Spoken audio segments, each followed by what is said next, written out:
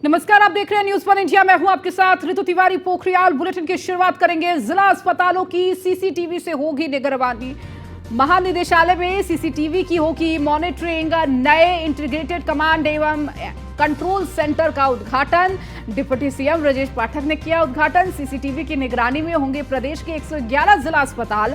तो hope hospital online parameter evolution का शुभारंभ हुआ। तो स्वास्थ्य महानिदेशालय में हुआ कार्यक्रम। तो डिप्टी सीएम ब्रजेश पाठक ने इसका उद्घाटन किया। तो सीसीटीवी से अब निगरानी रखी जाएगी। जिला अस्पतालों की सीसीटीवी से निगरानी होगी। महानिदेशालय में सीसीटीवी की होगी मॉनिटरिंग। तो नए integrated command and control centre का उद्घाटन किया गया। डिप्टी सीएम ब्रजेश पाठक ने उद्घाटन किया। सीसीटीवी की निगरानी में होंगे प्रदेश के 111 जिला अस्पताल। Hope hospital online parameter evolution का शुभारंभ। तो स्वास्थ्य महानिदेशालय में हुआ कार्यक्रम। तो लगातार स्वास्थ्य महकमे को किस तरह से दुरुस्त किया जाए, किस तरह से और बेहतर किया जाए, इस प्रयास में लगातार डिप्टी सीएम ये कोशिश कर रहे हैं और वक्त वक्त पर निरीक्षण भी करते रहे हैं। और एक नई पहल, एक नई तस्वीर उत्तर प्रदेश में देखने को मिली है, जहां पर जिला अस्पताल पर निगरानी रखने के लिए सीसीटीवी लगवाए गए हैं और इसकी मॉनिटरिंग की जाएगी। 111 जिला अस्पताल प्रदेश के सीसीटीवी की निगरानी में होंगे। इस दौरान तमाम व्यवस्थाएं, जिस तरह की शिकायतें मिलती हैं, जिला अस्पताल के तमाम तस्वीरें निकल कर आती हैं, लापरवाही की तस्वीरें होती हैं, अव्यवस्थाओं की तस्वीरें होती हैं, कहीं ना कहीं इन तरह की शिकायतों से राहत मिलेगी और सीधे निगरानी, मॉनिटरिंग की जाएगी। तो महानिदेशालय में सीसीटीवी की होगी मॉनिटरिंग। तो नए integrated command and control centre का उद्घाटन। एसके वाजपेयी हमारी संवाददाता हमारे साथ फोन लाइन पर जुड़ चुके हैं। एसके, लगातार स्वास्थ्य महकमे को दुरुस्त करने में डिप्टी सीएम ब्रजेश पाठक लगे हुए हैं और इसके लिए एक और कोशिश सामने आई है, जहां तमाम जिला अस्पताल सीसीटीवी की निगरानी में होंगे।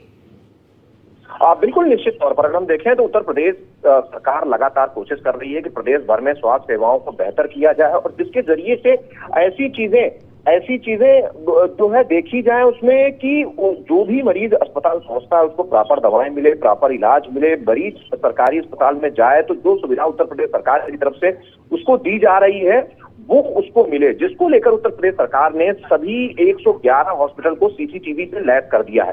हालांकि इसके बाद दूसरे हॉस्पिटल्स को भी इसमें शामिल किया जाएगा। उत्तर प्रदेश सरकार की तरफ से डीजी हेल्थ कार्यालय लखनऊ में प्रदेश भर के 111 जिला अस्पतालों को सीसीटीवी मॉनिटरिंग सेंटर से जोड़ा गया है, जिसमें प्रदेश के किसी भी जिले में आने वाले मरीज, ओपीडी, साथ ही साथ वार्ड, उसके अलावा जहां पर रजिस्ट्रेशन काउंटर होगा, ये सभी चीजें लखनऊ से मॉनिटर की जाएंगी। और अगर कहीं कोई शिकायत होती है तो तत्काल ऐसे अफसरों के खिलाफ एक्शन भी लिया जाएगा। तो सीधे तौर पर अगर हम देखें तो उत्तर प्रदेश सरकार कोशिश कर रही है कि मरीज अगर अस्पताल में पहुंच रहा है तो उसको प्रॉपर सुविधाएं और सेवाएं मिले। अगर कहीं से कोई शिकायत है तो तत्काल उस पर एक्शन लिया जाए। ठीक है, इसके बहुत शुक्रिया इस जानकारी को देने के लिए। तो लगातार जिला अस्पतालों को अब सीसीटीवी की निगरानी में रखा जाएगा। तमाम तस्वीरें आती हैं जहां पर अव्यवस्थाओं की तस्वीरें नजर आती हैं, लेकिन अब वो अव्यवस्थाएं इस निगरानी के तहत कहीं ना कहीं दुरुस्त की जाएंगी।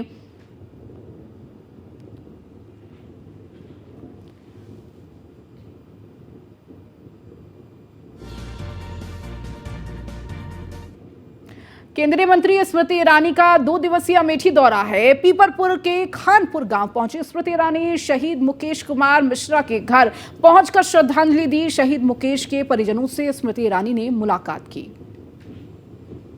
तो धौरहा में बूथ अध्यक्ष उसके परिजनों से मुलाकात की। दिनेश सिंह की हत्या से दुखी है परिजन और उन्हीं से मुलाकात करने पहुंची केंद्रीय मंत्री स्मृति ईरानी। अमेठी दौरे पर स्मृति ईरानी तो अपने संसदीय क्षेत्र में मौजूद हैं और इस दौरान अमेठी का दौरा करते हुए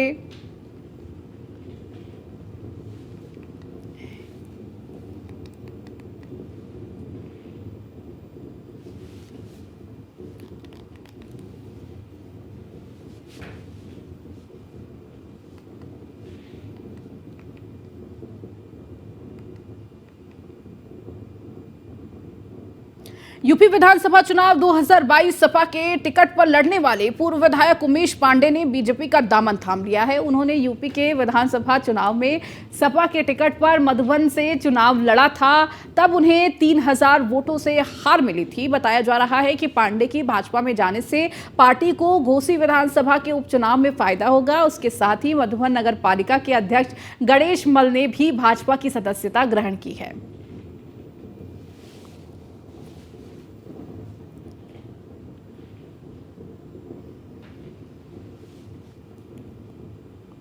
केंद्रीय राज्य मंत्री कौशल किशोर ने न्यूज वन इंडिया से खास बातचीत की है। इस दौरान उन्होंने चंद्रयान 3 की सफल लैंडिंग को लेकर इसरो के वैज्ञानिकों को धन्यवाद कहा। आगे क्या कुछ कहा है, आपको सुनवाते हैं। भारत ने कल इतिहास रचा है और आज भी चंद्रमा पर विक्रम लैंडर ने प्रज्ञान रोवर की तस्वीर भेजी है। हमारे साथ बातचीत करने के लिए केंद्रीय राज्य मंत्री कौशल किशोर जी हैं। सर, किस तरीके से इस सफलता को देखते हैं आप? देखिए, ये बहुत बड़ी सफलता है, दुनिया में सबसे बड़ी सफलता। जो 4 देश रूस, चीन और अमेरिका जो चंद्रमा पे अपने यान उतार चुके हैं, लेकिन दक्षिणी ध्रुव पे कोई नहीं उतार पाया। वो हमारे देश के इसरो के वैज्ञानिकों ने सारी कमियां दूर करके चंद्रमा के दक्षिणी ध्रुव पर सफल लैंडिंग चंद्रयान की है। और अब जो रोवर है वो भी निकल करके आया है और तस्वीरें भेजना शुरू कर दिया है।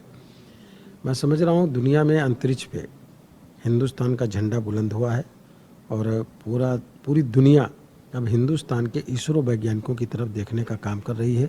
और तमाम जो प्रक्षेपण होंगे अब उसमें हमारे इसरो के वैज्ञानिकों से राय दुनिया के दूसरे देश भी लेने का काम करेंगे। भारत इतिहास रच रहा है, दुनिया इसकी तारीफ कर रही है, लेकिन तमाम जो नेता हैं या पार्टियां हैं, खासतौर पे आरजेडी की हम बात करें, उन्होंने प्रधानमंत्री को लेकर एक आपत्तिजनक ट्वीट ही कह सकते हैं। उन्होंने कहा कि पूरी दुनिया की नज़र थी, पूरी दुनिया के टेलीविजनों की नज़र थी और प्रधानमंत्री को ये पता था, इसलिए वो इसरो के वैज्ञानिकों को पीछे ढकेलकर खुद पसर गए सब जैसे उन्होंने ट्वीट किया है। क्या कुछ कहेंगे आरजेडी के इस ट्वीट पर आप? आरजेडी को डर पैदा हो गया है, विपक्ष को डर पैदा हो गया है कि ये सफल प्रक्षेपण का जिस तरीके से पूरे देश की जनता खुशी मना रही थी, छात्र छात्राएं, वैज्ञानिक, डॉक्टर, सोशल वर्कर, वकील, किसान, मजदूर, महिलाएं, हिंदू, मुसलमान, सिख, ईसाई, जैन, पारसी, सब लोग जिस तरह इस सफल प्रक्षेपण की बधाई इसरो के वैज्ञानिकों को दे रहे थे, खुशी में झंडा लहराते थे, तिरंगा, भारत माता की जय बोल रहे थे, मिठाई बांट रहे थे, ढोल ताशे नगाड़े बजा रहे थे, इससे ये परेशान हुए कि ऐसा ना हो कि इस खुशी में ये कहीं वोट मोदी जी की तरफ तब्दील ना हो जाए, परिवर्तित ना हो जाए। इसलिए इन्होंने बेसिर पैर की बात की है। मोदी जी ने, प्रधानमंत्री जी ने इसरो के वैज्ञानिकों को इसकी बधाई दी है, क्रेडिट दिया है और देश की जनता को शुभकामनाएं दी है कि हिंदुस्तान तेज़ी से दुनिया में आगे बढ़ने का काम हमारे विज्ञान के क्षेत्र में भी कर रहा है।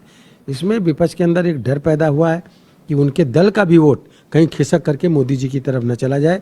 इसलिए इन्होंने जो इसरो के वैज्ञानिकों को तारीफ करनी चाहिए, क्रेडिट देना चाहिए, वो देने के बजाय उलूल जुलूल बात करने लगे।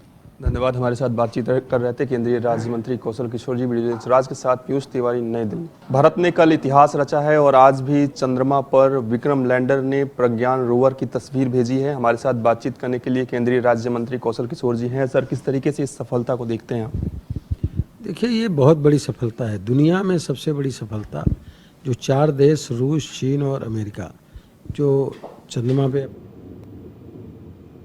लोकसभा चुनाव को लेकर भी पार्टियों ने तैयारियां तेज कर दी है, लेकिन इन दिनों अमेठी सियासी सुर्खियों में बना हुआ है। अमेठी केंद्रीय मंत्री स्मृति ईरानी अपने 2 दिवसीय दौरे पर अमेठी पहुंची हुई हैं, तो वहीं दूसरी तरफ कांग्रेस के नवनियुक्त प्रदेश अध्यक्ष अजय राय लखनऊ जाते समय अमेठी पहुंचे हैं, जहां पर सैकड़ों कांग्रेस कार्यकर्ताओं ने ढोल नगाड़े और फूल मालाओं के साथ स्वागत किया। यहां पर अजय राय ने कहा कि राहुल गांधी का कई पीढ़ियों से अमेठी से रिश्ता है। राहुल गांधी का पारिवारिक रिश्ता है, पॉलिटिकल रिश्ता नहीं है। राहुल गांधी अमेठी आए या ना आए, लेकिन अमेठी के लोग उनके परिवार से जुड़े हुए हैं। अमेठी की जनता की डिमांड है कि राहुल गांधी अमेठी से चुनाव लड़े, इसलिए अमेठी से राहुल गांधी 2024 में चुनाव लड़ेंगे। वहीं उन्होंने स्मृति ईरानी पर हमला बोलते हुए कहा कि 13 रुपए किलो चीनी। अपने बेटे, अपने भाई, अपने परिवार के सदस्य राहुल गांधी को भारी मतों से चुनाव जिताकर अमेठी की जनता भेजेगी। राहुल गांधी जिंदाबाद। वो भी अभी लोकार्पण नहीं, अभी वो गली गली गांव गांव घर घर घूमेंगे और अमेठी की जनता उनसे पूछेगी कि 13 रुपये वाली चिनिया कहाँ गया भाई, वो 13 रुपये वाली चीनी कहाँ गई, भैया शांत रहिए, कौन खा गया? हमें और स्मृति ईरानी खा गई, मोदी जी खा गए, योगी जी खा गए। चलिए इस बीच रुकेंगे एक छोटे से ब्रेक के लिए, जल्द हाजिर होंगे। ब्रेक के बाद एक बार फिर से आपका स्वागत है। खबर आगरा से, इस वक्त की बड़ी खबर आपको आगरा से दे दें, जहां पर बारिश के चलते बड़ा हादसा। तो मकान की छत गिरी, मकान की हालत पहले से ही जर्जर थी। मकान की छत पर युवती कर रही थी सफाई के दौरान गिरी छत के मलबे में परिवार के 3 लोग दबे, बच्ची समेत 3 लोग हुए घायल। घायलों को SN मेडिकल कॉलेज में कराया गया भर्ती। सदर थाना क्षेत्र के सुल्तानपुरा की ये घटना है। आपको बता दें कि ये बड़ा हादसा बारिश के चलते देखने को मिला है, जहां पर जर्जर मकान था और अचानक से सफाई कर रही थी और छत गिर गई। तो बारिश के चलते ये हादसा, मकान की हालत पहले से ही जर्जर थी और इसी दौरान अचानक से छत गिर जाती है और इसकी चपेट में 3 लोग आ जाते हैं। मकान की छत पर युवती कर रही थी सफाई और इसी दौरान ये हादसा हो गया। सफाई के दौरान छत गिरी तो छत के मलबे में परिवार के 3 लोग दबे, जिन्हें तुरंत अस्पताल में भर्ती कराया गया। तो बारिश के चलते मकान की छत गिरी है। तो पहले से ही बताया जा रहा है घर की हालत जर्जर थी और इस दौरान बारिश का प्रकोप लगातार देखने को मिल रहा है। अलग अलग स्थानों पर मकान गिरने, छत गिरने की तमाम तस्वीरें सामने आ रही हैं और आगरा से ये खबर आपको दे रहे हैं, जहां मकान की छत गिरने से 3 लोग इसकी चपेट में आ गए, जिन्हें तुरंत अस्पताल भर्ती कराया गया। कृष्णा त्यागी हमारे संवाददाता हमारे साथ जुड़ चुके हैं। कृष्णा, क्या जानकारी मिल रही है इस पूरे हादसे को लेकर? क्या स्थिति अभी घायलों की? मैं आपको बता दूं, ये थाना सदर के सुल्तानपुरा के नई बस्ती का ये पूरा मामला है, जहां पर जो महिला थी जो छत की सफाई कर रही थी, उसी दरमियान इस तरह का हादसा हुआ, जिसमें बच्ची सहित 3 लोगों के दबने की सूचना थी। आनंद में स्थानीय लोग और पुलिस ने काफी मशक्कत के बाद उन लोगों को निकाला है और निजी अस्पताल में भर्ती करा दिया है। लेकिन सबसे महत्वपूर्ण बात ये है कि आगरा में कई ऐसे जर्जर बिल्डिंग हैं जहां पर इस तरह की तमाम घटनाएं हो रही हैं। आगरा के थाना सागंज क्षेत्र की बात करें तो सागंज में करीबन 4 जर्जर बिल्डिंग धराशायी हुई हैं और जगदीशपुरा में भी कल शाम को एक मामला ऐसा आया था। उसके बाद थाना सदर में इस तरह का तो लगातार धराशायी बिल्डिंग लगातार गिर रही हैं और ये लगातार 2 दिन लगातार पानी का बरसात रही है, इसके चलते जर्जर बिल्डिंग धराशायी हुई है। लेकिन सबसे महत्वपूर्ण सवाल यही है कि आगरा प्रशासन का जर्जर बिल्डिंग की तरफ कोई न तो ध्यान है और न कोई कोई प्लान तैयार किया गया है। तो आगरा प्रशासन को ऐसी प्लानिंग भी तैयार करनी होगी कि जो जर्जर बिल्डिंग है उनको लेकर भी आगरा प्रशासन को तैयारी करनी होगी और चिन्हित किया जाएगा, जिससे कि आगे आने वाले समय पर इस तरह की बड़ी घटना न होगी। बिल्कुल कृष्णा, और कहीं ना कहीं प्रशासन को भी चौकन्ना रहने की जरूरत है। बहुत शुक्रिया इस जानकारी को देने के लिए। अब खबर महाराजगंज से, जहां अवैध वसूली को लेकर मुकदमा दर्ज। ARTO, PTO समेत 8 लोगों के खिलाफ मुकदमा दर्ज हुआ है। ट्रक ड्राइवर की शिकायत पर दर्ज हुआ मुकदमा। कुलहुई और नौतनवा थाने में दर्ज हुआ मुकदमा। ARTO, PTO समेत 8 लोगों के खिलाफ मुकदमा दर्ज हुआ है।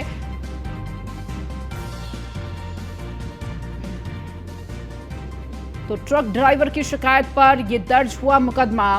तो अवैध वसूली को लेकर यह मुकदमा दर्ज हुआ है। कुलहुई और नौतनवा थाने में दर्ज ये मुकदमा। ARTO और PTO समेत कुल 8 लोगों को गिरफ्तार।